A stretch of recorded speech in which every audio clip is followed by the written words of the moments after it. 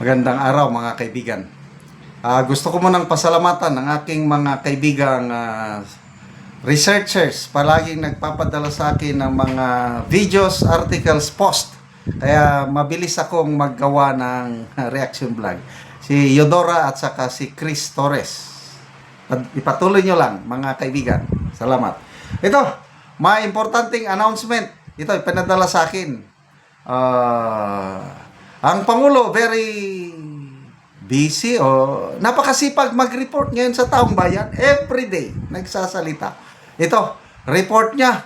Napakagandang, importanteng report. Ano bang laman ng kanyang report ngayong umaga? Pakinggan natin siya. Ibabanggit sa inyo, dinapitan po kami ng abogado ni Saldico at nagtatangkang mag-blackmail na kung hindi po namin kakanselihin daw ang passport niya, hindi na raw siya maglalabas ng video. I do not negotiate with criminals. Kahit maglabas ka na ng video ng lahat ng kasinungalingan mo na pag-destabilize sa gobyerno, gusto kong malaman mo, Saldi, makakansela pa rin ang passport mo. Hindi ka na makakatakas sa hustisya. Okay? Meron po Saba. akong ibabanggit sa inyo. Dinapitan po kami ng abogado ni Saldico at nagtatangkang mag-blackmail na kung hindi po namin kakanselihin daw ang passport niya, hindi na raw siya maglalabas ng video. I do not negotiate with criminals. Kahit maglabas ka na ng video ng lahat ng kasinungalingan mo na pag-destabilize sa gobyerno, gusto kong malaman mo, Saldi, makakansela pa rin ang passport mo. Hindi ka na makakatakas sa hustisya. Meron po akong... Okay, so himay-himayin natin. Ito lang aking comment, reaction. Gaano ito katotoo? Ng abogado ni Saldico lumapit sa Malacanang sa Pangulo.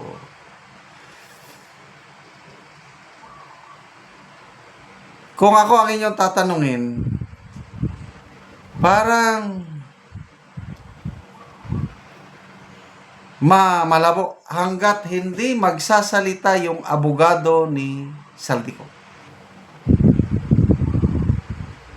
Hintayin ko muna ang pahayag ng abogado ni Saldico. And I believe, sasabihin niya talaga na hindi totoo yan.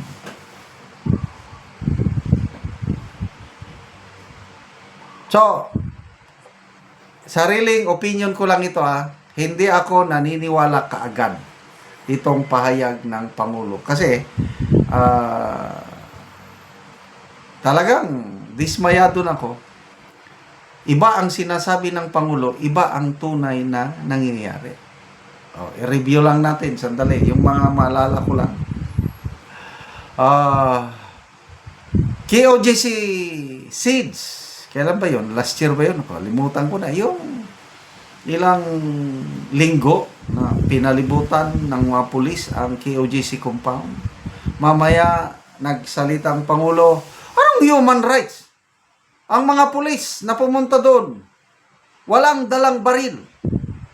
Very clear. Wala. Hindi yung kami ma-charge ng human rights. Walang baril ang mga pulis na pumunta sa KOJC.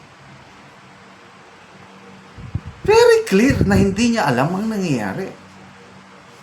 Sa isang Senate hearing, inamin ni General Torre na mayroong silang dalang baril.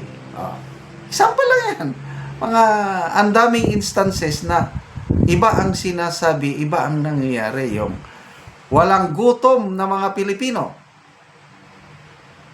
Yan ang palagi niyang sinasabi. Malapit nang matupad ang pangarap ng inyong Pangulo na walang magugutom na pamilyang Pilipino. Lalabas ang survey ng SWS itong third quarter of 2025. Tumaas yung bilang ng nagugutom na pamilyang Pilipino. 16.1% lang ang bilang ng nagugutom na Pilipino noong second quarter of this year. Sa third quarter, tumaas, naging 22%. Saan yung basihan ng Pangulo? Sinabi niya, malapit nang matupad ang kanyang pangarap na walang magugutom na Pilipino. Ang dami. Yung ma-recall ko lang nung kampanyahan pa, itong midterm election na ito, sa isang rally. Ang unang dumating sa Tacloban nung Bagyo Yolanda, walang iba kundi si Senator Francis Tolentino. MMDA chair person pa siya, no? Alam natin, ang unang dumating, taga Davao, Mayor Rodrigo Roa Duterte. In-acknowledge yan ni na Romualdez, ni na taga Tacloban, na unang dumating si PRRD. O anong basihan ng presidente na sinasabi niya, ang unang dumating. So, maraming instances na iba ang sinasabi, iba ang nangyari. Kaya ito, I'm sorry, hindi ako maniwala kaagad. Hintayin ko na reaksyon ang abogado. Kasi, kung ako ang abogado, gagawin ko ba yan? Depende kasi. Depende rin sa values ng abogado. Isang posibilidad, ano? Merong ibang grupo na nag-contact na palapasin, utos sila ni Saldio, no? Para lang sirain ang credibility ni ano. Pwede, posibilidad na mayroong lumapit. Ulitin ko, opinion ko lang ito. Kasi labanan na ito, battle of credibility. Sino ang mas paniniwala ng taong bayan? Ang mga aligasyon ni Saldico o ang denial ng Marcos Jr. administration? So, ang isang posibilidad, may lumapit talaga. At yun, nakipag-negotiate. Pwede ba? Huwag nyo nang kansilahin ang passport. Nagpakilala lang na galing sa kampo ni Saldico, inutusan ng abogado. Huwag nyo nang i-cancel. At wala nang lalabas na susunod na video. Pwede yun. At ito naman ngayon, ni-report ng Pangulo. So, these are all possibilities. Kaya lang, bahala na ang taong bayan. Magbasa tayo sa mga comments, ano? Presi Kunanan, bagong script na naman ni BBM. Del Rosario Leone, kasama ka din doon. Fernand D.G. Kumanta ng aso nyo, huli na po kayo sa akto, wag nang magbulag-bulagan. Ba? Abi Masukat, ikwento mo sa mga galamay mo, baka maniwala pa sila. Ito, ayaw maniwala eh. Ronald Siguritan, obviously lahat ng issue since naupo si BBM was related to corruption.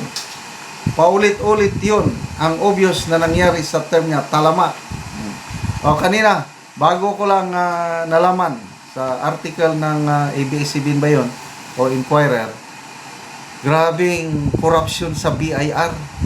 Yung nakukuliktang buwis through tinatawag na letters of authority, 70% na pupunta sa kickbacks, 30% lang pumapasok sa kaban ng bayan. Ganon katalamak ang korupsyon ngayon. Kaya salamat mga kaibigan sa inyong pagsubaybay sa ating channel. Nakakatulong kayo ng maigi sa tribong Talandig ng Bukidnon dahil ang income natin sa channel ito pantulong po sa tribo. Namimigay tayo ng mga libreng pako at yero para makapagpatayo sila ng mas maayos na tahanan. Panoorin nyo ang video na ito.